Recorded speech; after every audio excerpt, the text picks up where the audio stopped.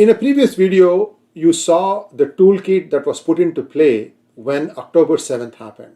All of a sudden, all across the world, there were people who were protesting. And cleverly, they were using the same phrases, same posters, same graphics and everything. But the idea was not to call it as a pro-Hamas protest, but as a pro-Palestine protest. It took at least 4 or 5 weeks before people realized that, look, these guys are pulling wool over our eyes. This is really a pro-Hamas protest. And the closer the Israeli Defense Forces got to the Al-Shifa hospital, the rhetoric became louder. Clearly, they wanted ceasefire to take place. They wanted the IDF to not go into the Al-Shifa. And at this point of time, it is not clear how much of the tunneling portion the IDF has looked at or taken out. So we have to wait and see what happens there.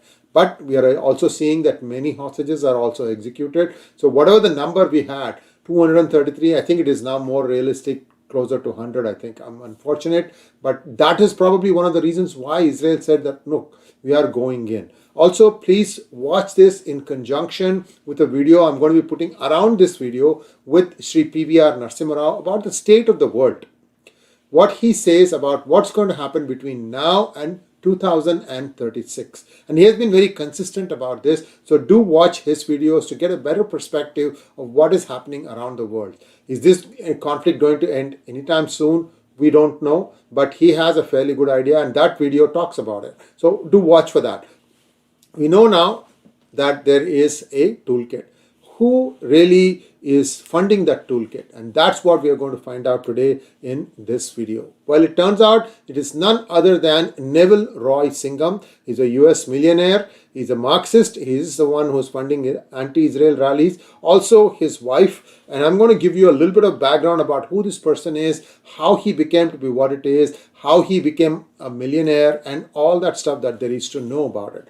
Thousands of Palestinian protesters in US have chanted for the end of Israel over the last month, largely funded by a wealthy American-born tech entrepreneur 𝗣𝗚 𝗏𝗏 and his wife Jody Evans. Where did they make their money? Singham has been the main funder of the People's Forum, which has co-organized at least 4 protests after 1,400 innocent Israelis were slaughtered by Hamas on October 7th. One rally in Times Square happened right on October 8th. They were ready. The toolkit was ready. And if I told you about the toolkit, how many chapters it had, how many website links it had, all these are fresh websites. So everything was planned. If anyone says that this was something like a reaction, no. That was proven when I published the toolkit. All the information about the toolkit, all the different links and so on and so forth. So who is this People's Forum? The People's Forum is based out of Midtown Manhattan and calls itself a movement incubator for working class communities at home and abroad to create unity across diversities. People's Forum hosts classes like Lenin and the Path to Revolution, praising countries like China and Cuba, as well as seminars like Healthcare Under Siege and Apartheid, blaming Israel for discriminatory policies and genocide in Gaza.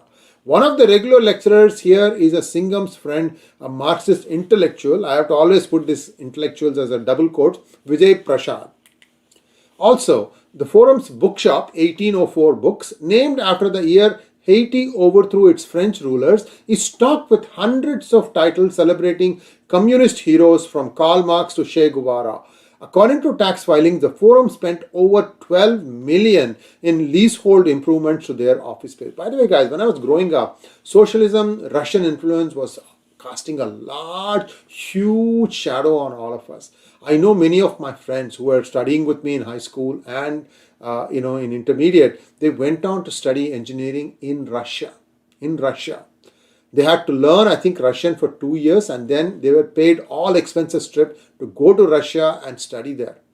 Many who could not get into the entrance examination, who could not get into engineering, chose this route.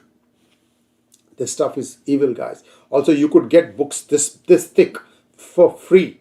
In a time and age when there was no TV, there was just some radio, but there were no channels that you could, no cable of any sort. You only had books, and people got really drunk on ideology at that point of time.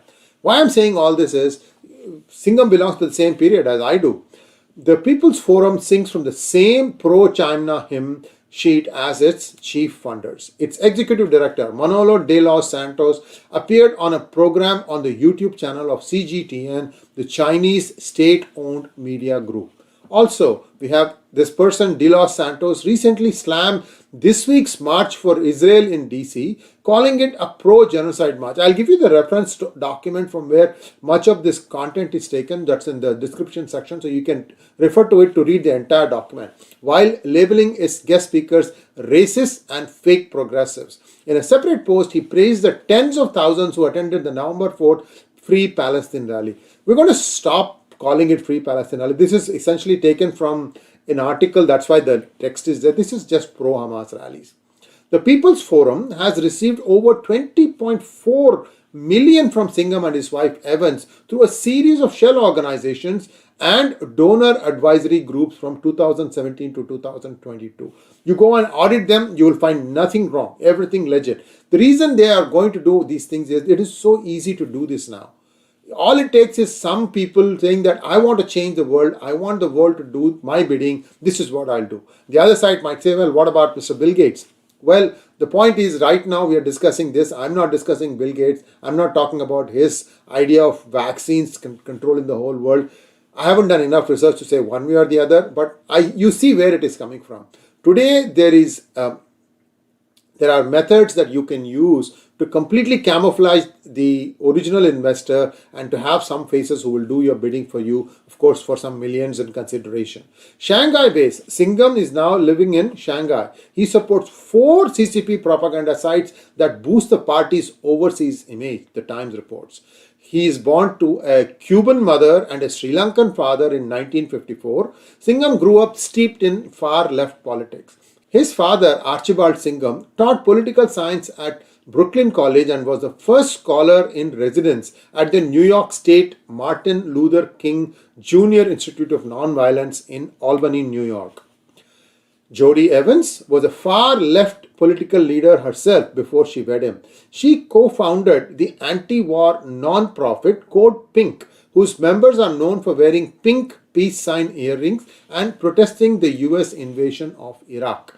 Evans is critical of the Chinese government, but she also launched the China is not our enemy campaign through Code Pink in 2020. Now she leads a series of webinars on Code Pink's YouTube page where she praises China. Well, no surprise there.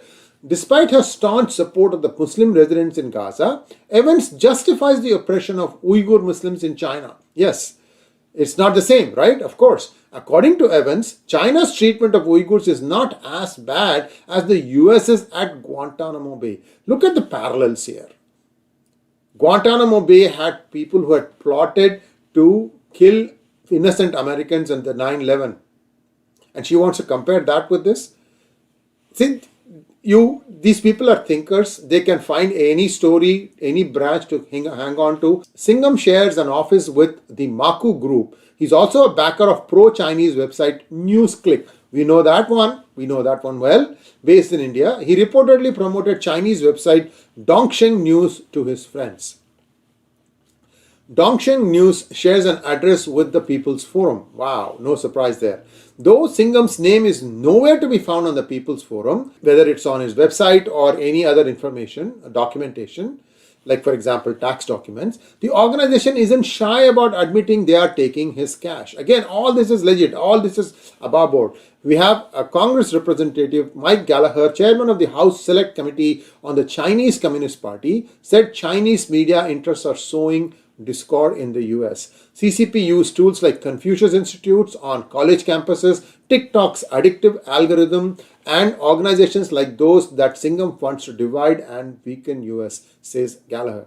Those of you who don't use TikTok, and I don't know the amount of devastation it is creating in the younger demographic of United States and more or less the West. India was smart in banning TikTok, and in India, US is still dragging its feet on this. Despite the FCC commissioner himself writing to Google CEO and Apple CEO that you need to stop making TikTok available as an app for download. That's all we can do. Whoever is already downloaded can continue using it. But nothing has happened so far. You know why? Biden was told that if he does that, he will lose the youth vote. Well, go figure this. It's not that something is right or wrong. It is something as whether somebody can get elected or not. Where have I heard this before? Senator Marco Rubio asked the Department of Justice to investigate whether Singham and his non-profits complied with the FARA in his letter to Attorney General Merrick Garland. FARA is a Foreign Agents Representative Act. You need to register with that in order for you to be able to donate. I am sure that will reveal some interesting truths, but until that happens, we have to wait and see. According to public documents, Goldman Sachs operates a philanthropy arm that allows wealthy clients to donate large amounts to non-profits like the People's Forum. Maybe there's a hint here. Maybe I should make P-Gurus a non-profit. Maybe then I can go and seek donations. Although I really doubt if they'll give grants to an organization that seeks to look for truth. And truth can be a very inconvenient thing for many of these people. Thanks for watching. Please like, share and subscribe to our channel. Don't forget to click on the bell button for notifications. Namaskar.